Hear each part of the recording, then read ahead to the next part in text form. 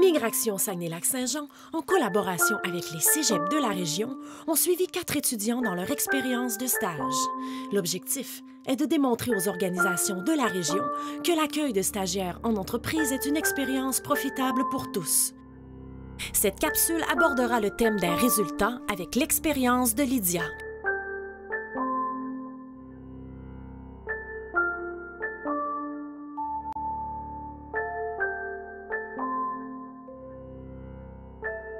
Bonjour, Lydia Thibault, Collège d'Allemand en technique de comptabilité et gestion. Donc toi, Lydia, tu te prépares présentement à entrer en stage au Centre national de recherche du Canada. Comment tu vis ça un peu, là? Bien, c'est ça que je suis vraiment excitée. J'ai hâte de concrétiser ce que j'ai vu à l'école. J'ai hâte d'intégrer, voir comment vont être mes collègues, comment ça va se passer. Puis c'est quoi tes attentes face à ce stage? Bien, je m'attends à concrétiser vraiment, à savoir si c'est vraiment la branche dans laquelle je veux m'envoyer. En plus, j'aimerais vraiment en comptabilité, non seulement, mais en plus les achats. Donc, là, c'est vraiment visé, j'ai visé le bon domaine là, pour l'entreprise. Puis, à peut-être connaître un peu des nouveaux programmes là, pour la comptabilité et tout. Puis, c'est ça, mettre en pratique ce que j'ai appris, puis voir la réalité. Bien, c'est sûr que c'est toujours stressant. Je ne sais pas comment ça va se dérouler, je ne sais pas si je vais aimer ça, mais j'ai confiance. J'espère que ça se déroule comme je veux, puis que cet été, je m'assure du domaine dans lequel je veux aller. Mais tu me sembles quand même assez confiante face à ce futur stage-là. Oui. Et que je vais te souhaiter bonne chance, puis on va se revoir bientôt lorsque Merci. tu auras été accueillie dans ton stage.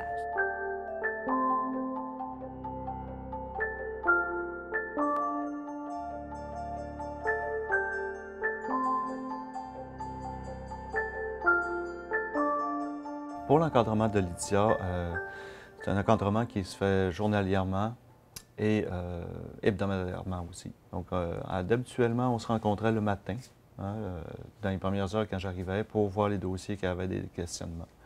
Plus elle avançait, plus elle devenait autonome, plus elle s'écartait aux 2-3 jours, même une fois par semaine. Comme je le croise tous les matins, bien, je peux lui poser des questions quand j'ai une petite question vite fait. Sinon, c'est ça, j'arrivais vraiment quand les questions qui peuvent attendre plus longtemps, je me faisais une petite pile, j'écrivais sur des post-it que j'avais à demander, puis une fois par semaine, j'y allais. Donc, je pouvais quand même poursuivre dans mes dossiers sans avoir à y aller tout le temps. Puis, je sentais que je prenais de l'autonomie, que je faisais plus mes affaires. Là. À un moment donné, je savais à qui me référer pour quel dossier aussi. Je savais quand c'était les bâtiments, aller voir telle personne. Quand c'était chimique, appeler telle autre personne. Donc, oui, je me suis vraiment sentie entourée là, par tout le monde dans le bâtiment. Pour la période du début, c'était environ les 2 premières semaines. La période d'intégration, connaître l'environnement, les gens aussi avec qui communiquer.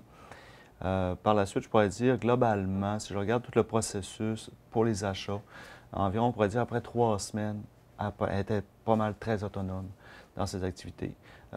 Au cours de son stage, elle a acquis beaucoup plus je pourrais dire, de confiance, donc dans le travail qu'elle accomplissait.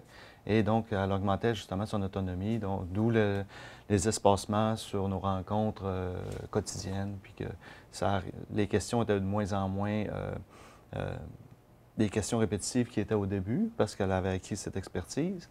Vers la fin, comme telle, on n'est pas encore rendu là. J'espère que justement, elle va être très, très autonome. Alors, M. Simard, maintenant que le stage de Lydia est terminé, j'aimerais ça que vous me brossiez un portrait général là, de cette expérience-là. Qu'est-ce que ça vous a apporté? Qu'est-ce que vous retirez de cette expérience de stage-là avec Lydia?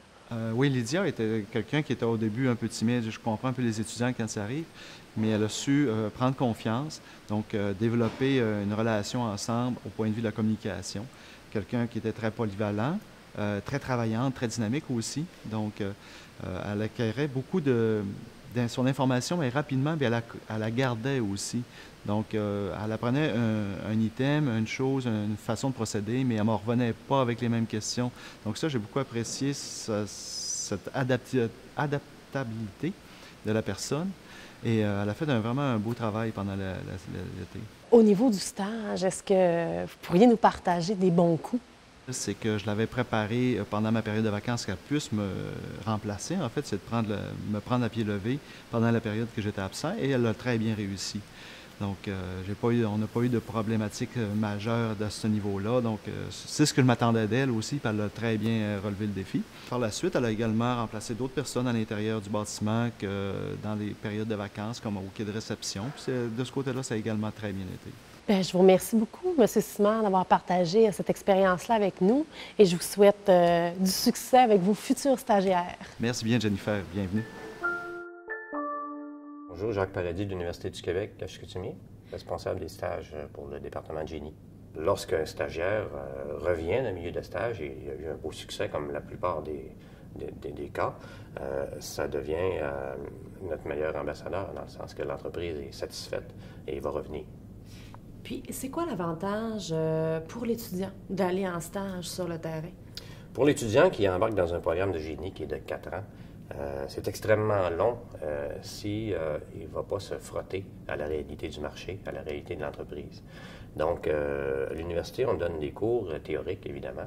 On donne aussi des cours pratiques, comme des laboratoires, des exercices aussi au niveau académique, de calcul et autres.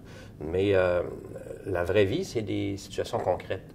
Donc, quand l'étudiant a l'opportunité d'aller se frotter à la vraie vie, l'étudiant revient transformé. Et il revient avec une motivation tout autre et son apprentissage prend une forme différente, une raison d'être et ça augmente beaucoup la rétention et la motivation de nos étudiants. OK. Alors, moi, je suis Éric Nadeau. J'œuvre en formation professionnelle. Je suis pour la Commission scolaire des Rives-du-Saguenay. Et puis, j'aimerais que vous nous expliquiez un peu au niveau de la formation professionnelle. Est-ce que les stages sont obligatoires ou c'est quelque chose d'optionnel?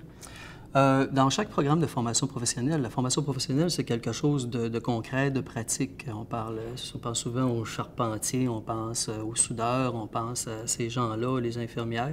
Donc, il y a tout le temps une partie dans chaque programme qui est consacrée à l'intégration au milieu de travail, qui permet à la fin du programme aux jeunes de pouvoir mettre en pratique les compétences qu'ils ont acquises, mais dans des contextes particuliers, des contextes réels. Est-ce que vous avez développé avec certaines entreprises là, des liens privilégiés là, au cours du processus de recherche de stage? Absolument. Les entreprises qui ont pris la bonne habitude, je dirais, de prendre des stagiaires ont l'opportunité de travailler avec la personne pendant parfois un mois, ce qui leur permet de voir comment ils vont s'intégrer dans l'entreprise. Et ces entreprises-là, maintenant, nous contactent pour avoir des stagiaires parce qu'ils savent tous les bénéfices qu'ils peuvent en retirer. Ils passent même des entrevues à l'occasion pour pouvoir là, sélectionner quelqu'un là, en fonction de son profil puis de ses attitudes.